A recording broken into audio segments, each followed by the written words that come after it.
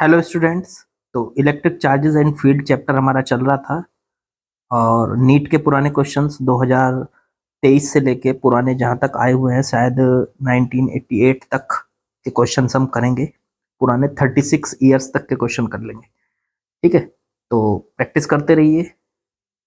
और मैंने ये भी बताया था आपको पिछले वीडियो में कि ये नए सिलेबस पर बेस्ड है। जो नीट 2024 का न्यू सिलेबस अब आया है आपके सामने, उस पर बेस्ड क्वेश्चन करेंगे। मतलब जो सिलेबस से कट चुके हैं वो क्वेश्चंस हम नहीं करेंगे। ठीक है, तो नए सिलेबस से ही हम क्वेश्चंस को लगाने वाले हैं। तो प्रैक्टिस करते रहिए। जेई मेन वाले जो बच्चे हैं वो इन क्वेश्चंस की भी प्रैक्टिस करेंगे और साथ में अपने वाले भी क्वेश्चंस की। और जेई मेन के बच्चे जो सोच रहे होंगे कि सर वो मेंस वाले क्वेश्चन अभी बंद हो गए, वो टेंशन मत लीजिए। कुछ चैप्टर नीट वाले करेंगे, फिर से जेई मेन वाले करेंगे, फिर नीट वाले करेंगे। करने तो दोनों ही है हमको, पेपर तक आते आते हम दोनों कर लेंगे बच्चों। ठीक है, तो लगे रहिए और टेंशन मत लीजिए, सिर्फ प्रैक्टिस करते रहिए। चलिए क्वेश्चन नंबर 6 से स्टार्टिंग करते हैं बच्चा। क्वेश्चन नंबर 6 की बात करते हैं।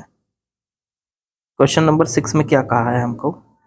Polar molecules are the molecules having zero dipole moment, acquire a dipole moment only in the presence of electric field due to displacement of charge, acquire a dipole moment only when magnetic field is absent, and having a permanent electric dipole moment.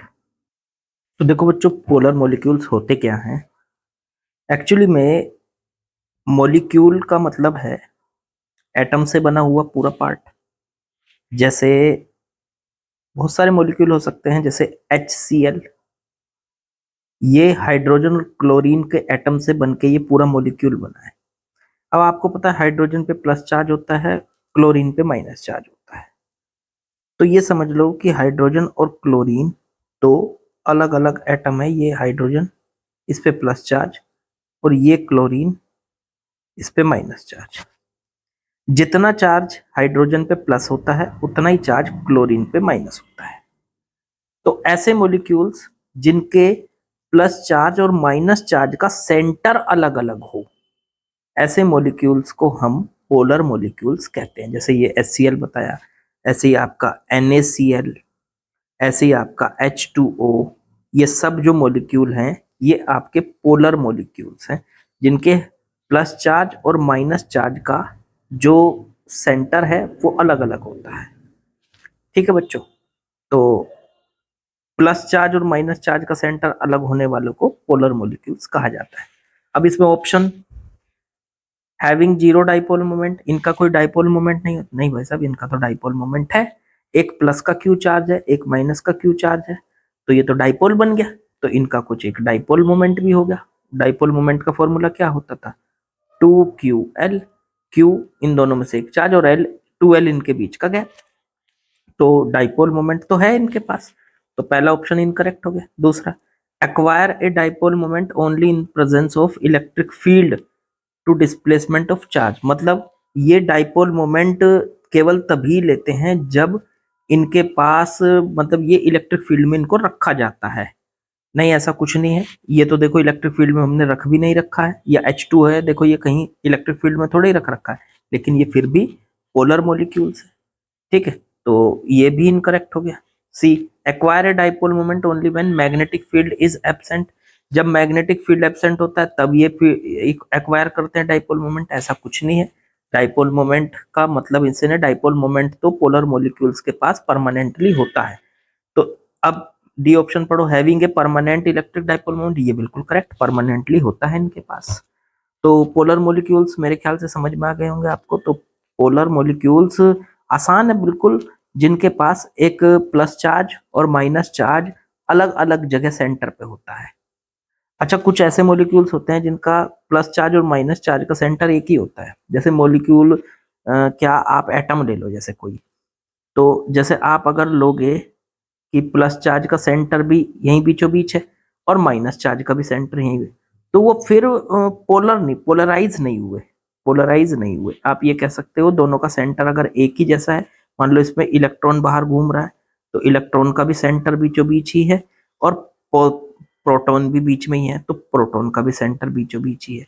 तो ऐसे molecule को ना आप कहोगे कि है तो ये न्यूट्रल, टोटल चार्ज तो इस पे 0 है और सेंटर भी दोनों चार्ज का एक ही पॉइंट पर है, तो इसलिए ये पोलर नहीं होगा, नॉन पोलर कहलाएगा फिर वो आपका। ठीक है, पोलर तब होता है जब जब ऐसे हो जाए कि जैसे मान लीजिए प्लस चार्ज है, अगर आप इसको इलेक्ट्रिक फील्ड में रखोगे तो प्लस चार्ज पे इस तरफ, मान लो ऐसे इलेक्ट्रिक फील्ड लगा दिया आपने, तो प्लस चार्ज पे इस तरफ फोर्स लग जाएगा और माइनस चार्ज पे इस तरफ फोर्स लग जाएगा। तो ये कुछ ऐसे दिखाई देगा आपको, प्लस चार्ज इधर हो जाएगा ये, और माइनस चार्ज थोड़ा सा इधर को हो जाएगा, तो अब ये पोलर हो जाएगा, पोलर। ठीक है, तो इसको कहते हैं पोलराइजेशन, इसको बोलते हैं पोलराइजेशन। तो ये पोलराइज हो गया। तो बहुत से ऐसे होते हैं कि पोलर नहीं होते और उनको वो पोलराइज हो जाते हैं, लेकिन जो पोलर हैं ऑलरेडी उनके पास एक परमानेंट इलेक्ट्रिक डाइपोल मोमेंट होता है। ज्यादा डिटेल में बता दिया मैंने आप लोगों को, टेंशन नहीं लेनी है, ये तो आपको समझ में आ गया होगा। ठीक है, तो ये इसका डी ऑप्शन बन रहा है बच्चों। चलो आगे बढ़ते हैं। चलिए नेक्स्ट क्वेश्चन में आते हैं बच्चों, देखते हैं क्या कहा है इसमें। The acceleration of an electron due to the mutual attraction between electron and proton. Okay, when they are 1.6 angstrom apart. अच्छा जी, देखो एक तो इलेक्ट्रॉन है बच्चा, एक प्रोटॉन है। ठीक है, इलेक्ट्रॉन पे माइनस चार्ज होता है, प्रोटॉन पे प्लस चार्ज होता है। इनके बीच का डिस्टेंस है, ये डिस्टेंस यहाँ से यहाँ तक का 1.6 एंगस्ट्रॉम का। ठीक, इलेक्ट्रॉन का मास हमें पता है me और इलेक्ट्रॉन पे चार्ज पता है हमको E।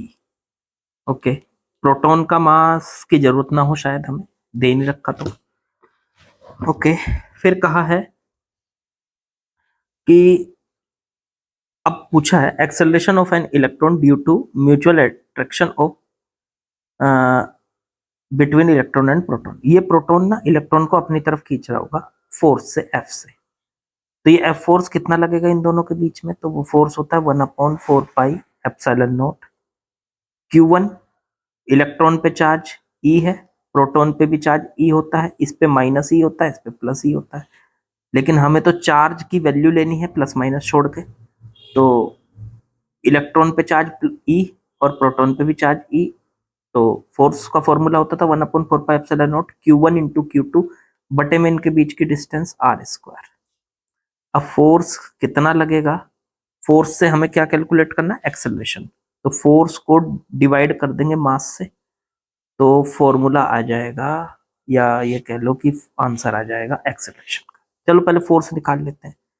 तो फोर्स है 1/4 पाई एप्सिलॉन नॉट, तो 9 इंटू 10⁻⁹ इंटू ई की वैल्यू 1.6 इंटू 10⁻⁻19 उसका स्क्वायर, क्योंकि ई का स्क्वायर है, बटे R², आर की वैल्यू 1.6 एंगस्ट्रॉम, तो 10⁻⁻10 मीटर में, और फिर उसका भी स्क्वायर।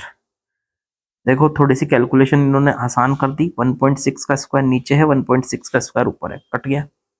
ऊपर बन गया 9 इंटू 10⁻⁹, और ये 10⁻⁻38 डबल हो गई पावर, नीचे भी पावर डबल हो गई, माइनस का 20 हो गई 10 की पावर। अब आप इसको सॉल्व करेंगे तो 10 की पावर 20 हटेगी, तो 9 इंटू 10 की पावर फाइनली जो बच रही है 20, ऊपर बची -18, -18 में से 9 गया तो माइनस का 9 बच गई। ये फोर्स आ गया इन दोनों के बीच में बच्चों, इतने न्यूटन का। अब इस फोर्स में से आप कैलकुलेट करना है कि इस पे लगने वाला एक्सेलरेशन कितना, फोर्स होगा तो एक्सेलरेशन भी होगा। तो एक्सेलरेशन कितना होगा बच्चों, एक्सेलरेशन, तो एक्सेलरेशन ए वो होता है फोर्स बटे मास। फोर्स है 9 इंटू 10⁻⁻9 और बटे में मास, मास है जी इसका 9 इंटू 10⁻31। 9 से 9 कट गया, सर ये तो 9.1 होता था, पर देखो यहाँ 9 इंटू 10⁻31 दिया हुआ है। अब ये 31 माइनस 9, तो ये कितना बचता है आपका, ये बचता है 10⁻22, ऊपर जाके 10⁻22 और मीटर पर सेकंड स्क्वायर आ जाएगा। बच्चों आसान सा सवाल था बिल्कुल, ऑप्शन सी इज करेक्ट। मैंने बी पे ए पे आंसर लगा दिया, नहीं, आंसर सी इज करेक्ट आपका, 10⁻22 मीटर पर सेकंड स्क्वायर। तो आसान सवाल था ये भी। चलो आगे बढ़ते हैं। चलिए बच्चों नेक्स्ट क्वेश्चन पे आते हैं। क्वेश्चन नंबर 8 2020 का आया हुआ क्वेश्चन है। बढ़ते हैं इसमें आगे। इसमें क्या बोला, ए spherical conductor of radius 10 centimetre has a charge of this. एक स्फेरिकल कंडक्टर बना लिया हमने, लो जी, ठीक है, और इसकी जो रेडियस दे रखी है वो दे रखी है 10 सेंटीमीटर। अब इसके सेंटर और इसके ऊपर जो चार्ज हमने बराबर डिस्ट्रीब्यूट कर दिया, मतलब पूरी सरफेस पे इसके चार्ज छिड़क दिया, ऐसे समझ लो। ये चार्ज जो है वो कितना दिया हुआ है, 3.2 इंटू 10 की पावर -7 कूलम। यूनिफॉर्मली इस पे चार्ज हमने डिस्ट्रीब्यूट कर दिया। What is the electric field eight point 15 centimetre. इसके सेंटर से 15 सेंटीमीटर, मतलब यहाँ करीब, यहाँ से यहाँ तक की डिस्टेंस दे रखी है 15 सेंटीमीटर। तो यहाँ पे ये फील्ड निकालना है ई। फील्ड का फॉर्मूला होता है किसी भी स्फेरिकल कंडक्टर से r डिस्टेंस पर 1/4πε0 Q/r²। ठीक है, किसी भी कंडक्टर के बाहर का ये फॉर्मूला होता है, सरफेस का अलग होता है, अंदर का फील्ड का अलग होता है। तो बाहर वाले पे तो ये लगेगा, ये आप सभी को पता है। 1/4πε0 की वैल्यू 9 इंटू 10 की पावर 9। फिर Q की वैल्यू 3.2 इंटू 10 की पावर -7, और बटे में इनके बीच की डिस्टेंस, तो डिस्टेंस सेंटर से उस पॉइंट तक की डिस्टेंस 15 सेंटीमीटर, तो 15 इंटू 10 की पावर -2। इसे मीटर में कन्वर्ट कर लिया और उसका स्क्वायर। चेक करो बच्चों यही है कि नहीं। तो ये सब कुछ सॉल्व करते हैं जरा इसको।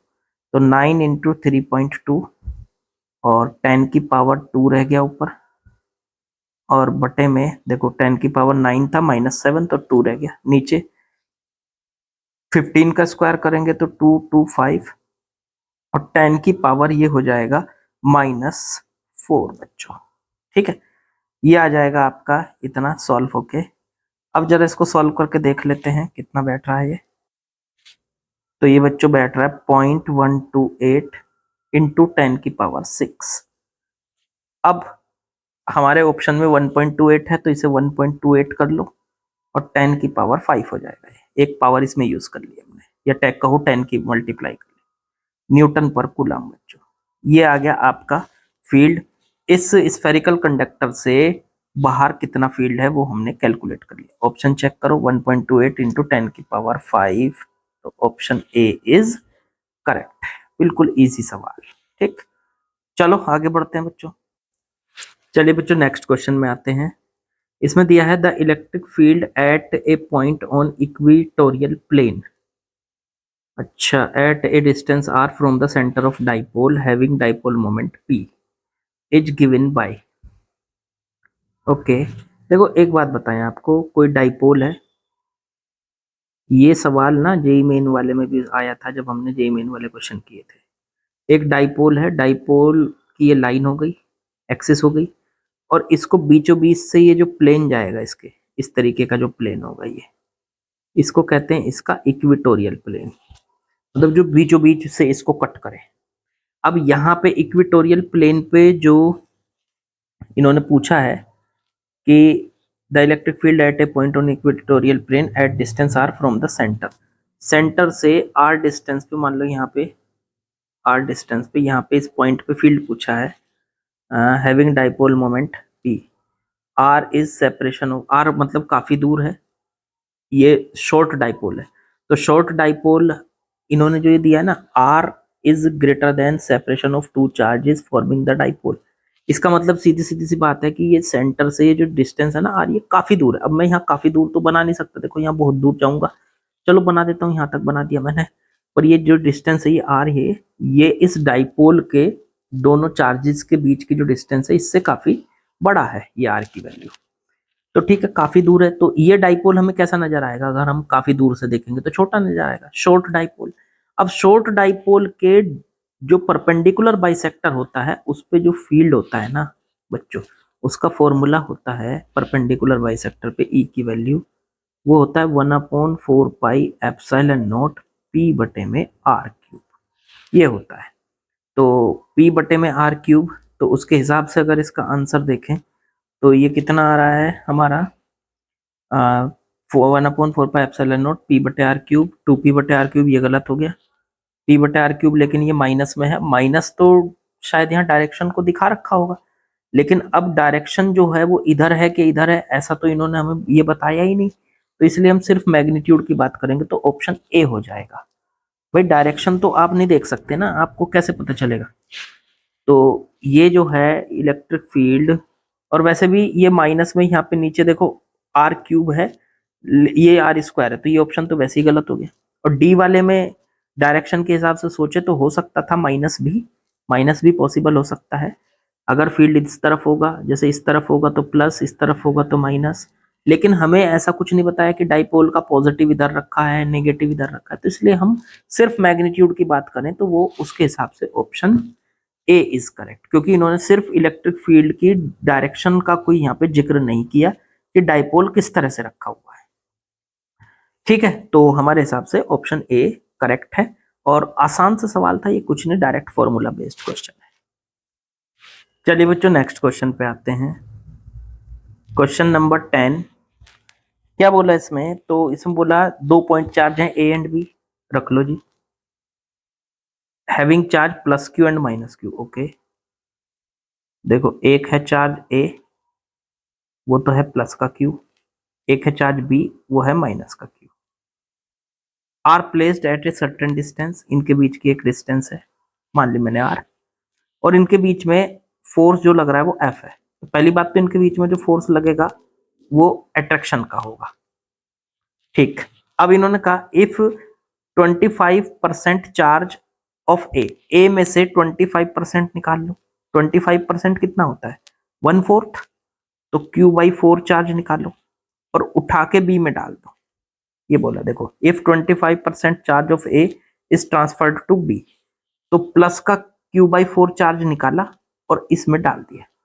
तो इसके पास देखो यहाँ ए के पास चार्ज कितना बचेगा, तो ए के पास तो चार्ज बचेगा इसमें से 20, वो क्यू में से Q/4 बाहर निकल जाएगा, और इसमें माइनस क्यू में Q/4 ऐड हो जाएगा। ठीक है ना, यहां से देखो Q/4 निकल के पहले चार्ज में से प्लस Q/4 निकल के दूसरे चार्ज के साथ ऐड हो गया, तो पहले चार्ज में से देखो Q/4 माइनस कर दिया और दूसरे चार्ज के साथ Q/4 को प्लस कर दिया ए और बी में। अब देखो ए और बी पे यहाँ टोटल चार्ज कितना बना, Q माइनस Q/4, तो यहाँ बचा 3Q/4, और यहाँ माइनस का Q प्लस Q/4, तो यहाँ बचा माइनस का 3Q/4। तो पहले वाले ए पर चार्ज प्लस का 3Q/4 है और दूसरे बी पर चार्ज है माइनस का 3Q/4। अब इनके बीच में लगने वाला फोर्स कितना होगा, तो अब इनके बीच में फोर्स अब भी अट्रैक्शन होगा, क्योंकि एक पॉजिटिव है एक नेगेटिव है, और नया फोर्स मान लिया मैंने एफ डैश। एफ डैश की वैल्यू कितनी होगी, तो एफ डैश होगा सर 1/4 पाई एप्सिलॉन नॉट, दोनों के बीच का चार्ज कितना है 3Q/4 पहले वाले पे, 3Q/4, और दूसरे पे चार्ज है 3Q/4, और बटे में इनके बीच की डिस्टेंस वही आर जो पहले थी, तो आर का स्क्वायर। अब पहले फोर्स कितना था, पहले फोर्स को भी लिख लो, पहला फोर्स था F बराबर 1/4 पाई एप्सिलॉन नॉट पहले दोनों के बीच में, तो चार्ज Q इंटू में Q और बटे में इनके बीच का गैप आर स्क्वायर। तो पहला फोर्स था 1/4 पाई एप्सिलॉन नॉट Q² बटे आर स्क्वायर, और अब का फोर्स देखो कितना आया, मल्टीप्लाई कर लो इनकी 1/4 पाई एप्सिलॉन नॉट, ये 3 इंटू 3 हो गया 9 बटे 4 इंटू 4 16, इसे बाहर ले लो, Q इंटू Q² बटे आर स्क्वायर। अगर मैं इसमें से 9 बटे 16 को बाहर निकाल लूं तो अंदर बचा 1/4 पाई एप्सिलॉन नॉट Q² बटे में आर स्क्वायर। अब देखो ये क्या बन गया, ये यहाँ से यहाँ तक का, तो यहाँ से यहाँ तक ये F बन गया, देखो ये रहा F। तो इसका मतलब अब जो नया फोर्स है वो पहले फोर्स का 9/16 टाइम्स है, तो इसका मतलब अब जो फोर्स लगेगा, पहले F लग रहा था तो अब लगेगा 9/16 F, तो 9/16 F का मतलब ऑप्शन ए इज करेक्ट। तो आसान सवाल था ये भी, ज्यादा मुश्किल सवाल नहीं था।